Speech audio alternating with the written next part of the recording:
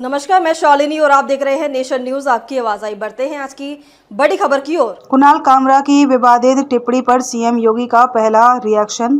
कह दी ये बड़ी बात। कुणाल कामरा की आपत्तिजनक टिप्पणी को लेकर मुख्यमंत्री योगी आदित्यनाथ का बयान सामने आया है। उन्होंने कहा कि आपकी अभिव्यक्ति की स्वतंत्रता किसी दूसरे पर व्यक्तिगत प्रहार करने के लिए नहीं हो सकती है। दुर्भाग्य है कि कुछ लोगों ने देश का चीरहरण करना, विभाजन की खाई को और चौड़ी करने के लिए इस अभिव्यक्ति की स्वतंत्रता को अपना जन्म सिद्ध अधिकार मान लिया है। कॉमेडियन कुणाल कामरा की आपत्तिजनक टिप्पणी को लेकर उत्तर प्रदेश के मुख्यमंत्री योगी आदित्यनाथ की पहली प्रतिक्रिया सामने आई है।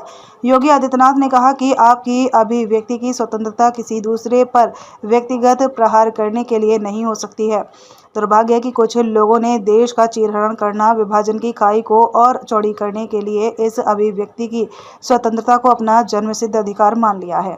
कॉमेडियन कुणाल कामरा की आपत्तिजनक टिप्पणी को लेकर विवाद जारी है। इससे पहले महाराष्ट्र के डिप्टी सीएम एकनाथ शिंदे ने कहा कि बोलने की स्वतंत्रता है, लेकिन हर चीज की सीमा होनी चाहिए। शिंदे ने अपने ऊपर कटाक्ष की तुलना किसी व्यक्ति के ऊपर बोलने की सुपारी लेने से की।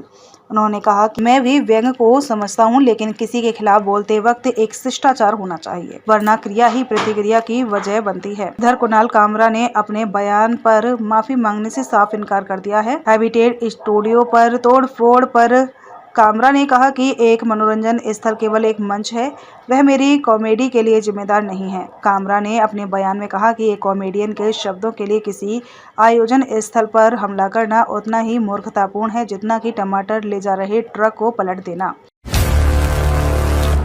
सड़क से सदन तक हर गतिविधियों पर रहेगी हमारी पैनी नजर। आपकी आवाज गूंजेगी चारों तरफ।